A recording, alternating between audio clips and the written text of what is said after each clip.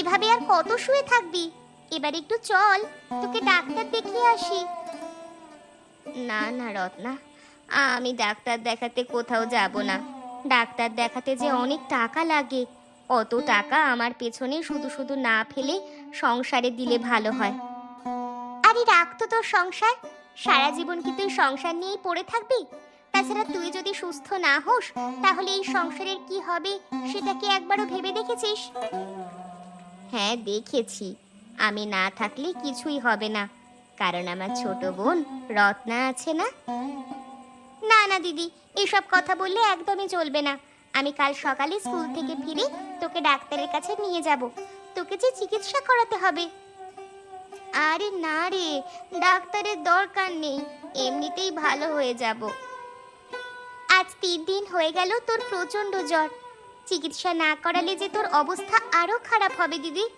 বাবা মা মারা যাওয়ার পর থেকে তুই আমাকে লালন পালন করেছিস, তোর কোনো কিছু হয়ে গেলে যে আমি একেবারে একা হয়ে যাব, তখন আমার কি হবে? তুই এত ভয় পাস না, দেখবি সব ঠিক হয়ে যাবে। যা, রাতের খাবারটা খেয়ে ঘুমিয়ে পড়, সকালে উঠে যে তোকে স্কুলে যেতে হবে।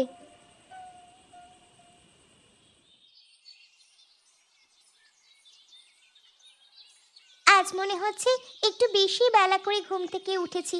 যাই, এবার থালা বাসনগুলো নদীর ঘাট থেকে পরিষ্কার করে নিয়ে আসি।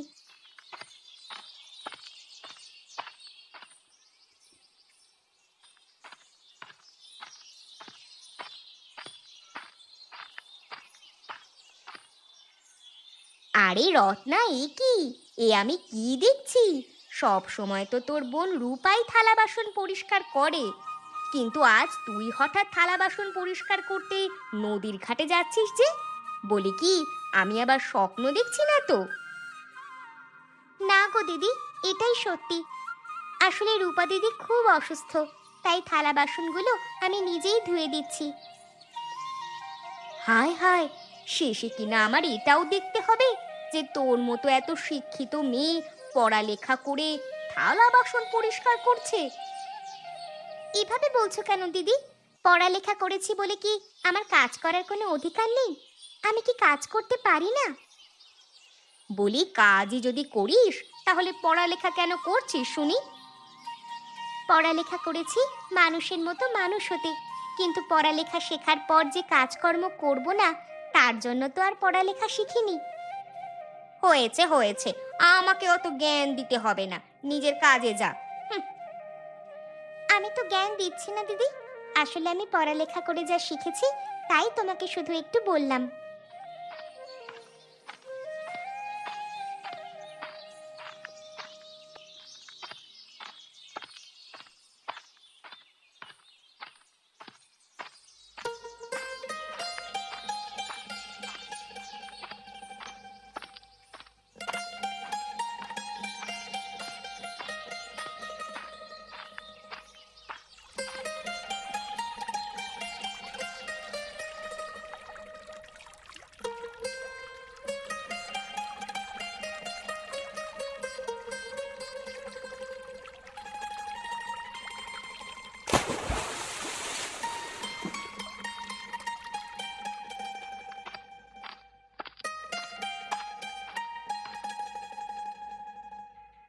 এই দিদি, বেলা তো কম হলো না, এবার ঘুম থেকে উঠে সকালে নাস্তাটা করে নে। আচ্ছা, উঠছি। আরে রত্না, তুই এখনো বাড়িতে কেন? আজকে তাহলে তুই স্কুলে যাসনি? না রে দিদি, আজ বাড়িতে অনেক কাজ জমে আছে, তাই আজ স্কুলে যাইনি। তবে সমস্যা নেই। ও আচ্ছা, ঠিক আছে, দে সকালের নাস্তাটা খেয়ে নি। আচ্ছা দিদি, তুই তাহলে সকালের নাস্তাটা খেতে থাক, ততক্ষণে আমি নদীর পাড়ে গিয়ে কিছু মাছ ধরে আনি। কি, তুই নদী থেকে মাছ ধরবি? না না রত্না, তুই নদী থেকে মাছ ধরতে পারবি না, তোর নদীতে যাওয়ার কোনো প্রয়োজন নেই। আমার জ্বরটা ভালো হয়ে গেলে আমি নিজেই নদী থেকে মাছ ধরে আনবো। আরে দিদি, তুই আমাকে নিয়ে কোনো চিন্তা করিস না, আমি তো নদীর জলে নেমে মাছ ধরবো না, আমি তো নৌকার ওপর বসে বসে মাছ ধরবো, দেখিস আমার কিছুই হবে না। না রে রত্না, তুই যে কাজ পারিস না সেই কাজ জোর করে করতে যাস নে, এতে যে হিতে বিপরীত হবে। আরে দিদি, তুমি আমাকে নিয়ে এত চিন্তা করো না, আমি যাব আর কিছু মাছ ধরে নিয়ে এক্ষুনি আসব। দেখ রত্না, সব কিছু নিয়ে বাড়াবাড়ি করতে নেই, তুই যাস নে, আমার কথাটা শোন।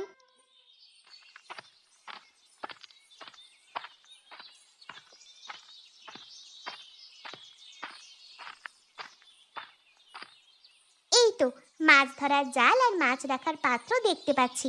যাই, জাল আর মাছ ধরার পাত্র নিয়ে এবার নদীর পাড়ে যাই, আজ নদী থেকে কিছু মাছ ধরে নিয়ে আসি।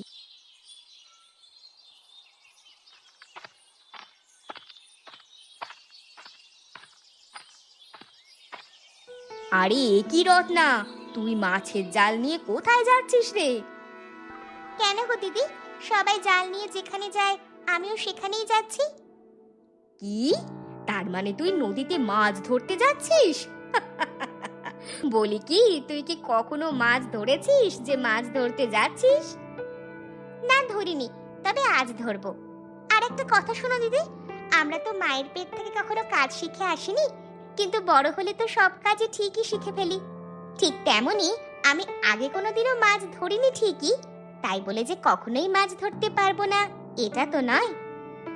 হ্যাঁ যা, মুখে বড় বড় কথা না বলে মাছ ধরতে যা, দেখা যাবে তুই কত মাছ ধরতে পারিস।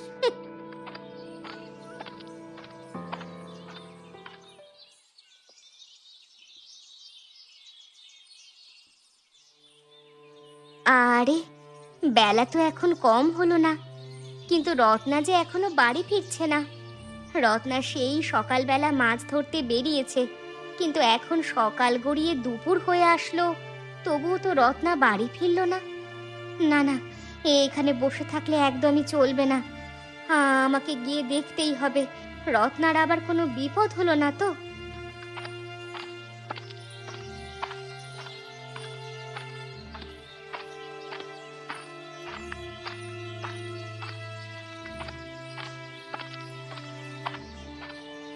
এই যে রানী দিদি, একটু দাঁড়াও না গো।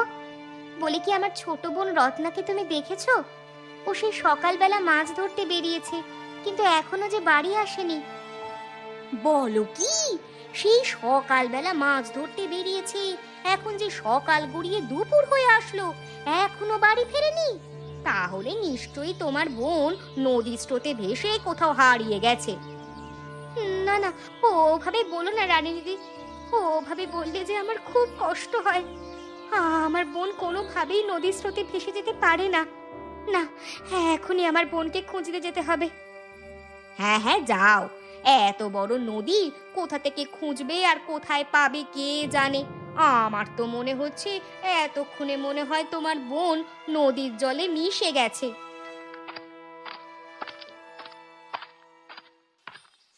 রত্না, আরে এই রত্না, কোথায় তুই বোন? আমাকে একা ফেলে তুই কোথায় গেলি রে? আয় বোন, আমার কাছে ফিরে আয়, তোকে ছাড়া যে আমি এক মুহূর্ত বাঁচতে পারবো না রে। রত্না, এই রত্না, কোথায় তুই? আরে ওই তো নদীর পাড়ে একটা নৌকা বাঁধা দেখছি। যাই, ওই নৌকাটা নিয়ে এখনই নদীর মাঝে আমার বোনকে খুঁজতে যাই।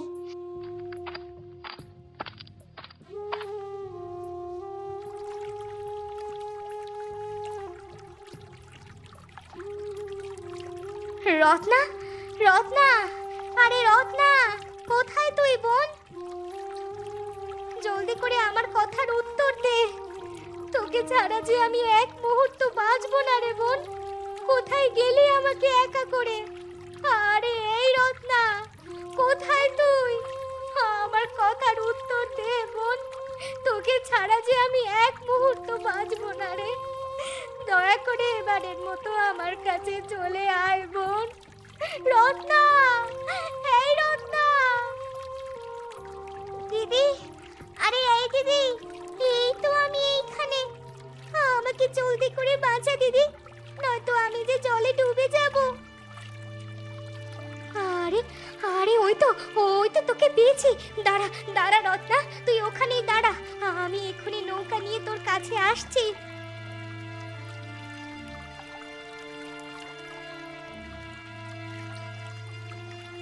রত্না, আমার বোন, তোকে ছাড়া যে আমি এক মুহূর্ত থাকতে পারি না রে। তুই কেন আমাকে ছেড়ে চলে গিয়েছিলি? আমাকে ক্ষমা করে দাও দিদি, আমি তোমার কথা না শুনে যে জোর করে নদীতে মাছ ধরতে গিয়েছিলাম। তোকে আমি কতবার করে বললাম রত্না, তুই নদীতে যাস নে। আমি জানতাম তুই নদীতে কখনোই মাছ ধরতে পারবি না, কারণ তোর যে মাছ ধরার কোনো অভ্যাস নেই। কিন্তু তুই তো আমার কোনো কথাই শুনলি না। দিদি, তুমি আমাকে ক্ষমা করে দাও। তোমার কথা না শুনে আমি অনেক বড় ভুল করে ফেলেছি। কিন্তু আমি তো ইচ্ছে করে নদীতে পড়ে যাইনি, আমাকে নদীতে ফেলে দেওয়া হয়েছে। কি বললি? তুই ইচ্ছে করে নদীতে পড়িসনি? তাহলে তাহলে তোকে কে নদীতে ফেলে দিল?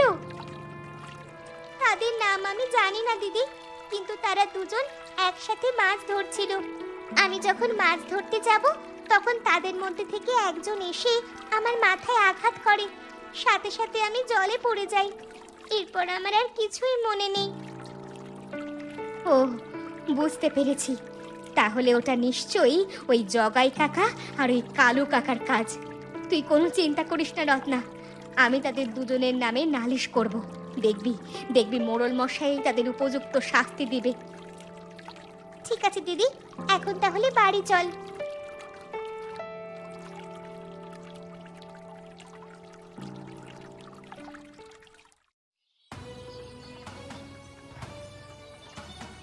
অত ছাড়া, তোদের এত বড় সাহস! মেয়েদেরকে মেরে নদীতে ফেলে দিয়েছিস। তোদের আজ আর রক্ষে নেই। আজকে তোদের আমি এমন শাস্তি দেব যাতে ভবিষ্যতে কেউ তোদের মতো এরকম কাজ করতে না পারে। এই, এদের দুজনকে আরো 10 ঘা লাঠির বাড়ি লাগা। মোড়ল মশাই, এবারের মতো আমাদের ছেড়ে দিন মোড়ল মশাই। চুপ কর, আর একটা কথাও বলবি না। যদি আর একবার কথা বলিস তাহলে লাঠির বাড়ি আরো 10টা বেড়ে যাবে। এই, তোরা দাঁড়িয়ে আছিস কেন? এখনই ওদের দুজনকে আরো 10 ঘা লাঠির বাড়ি দে, মার।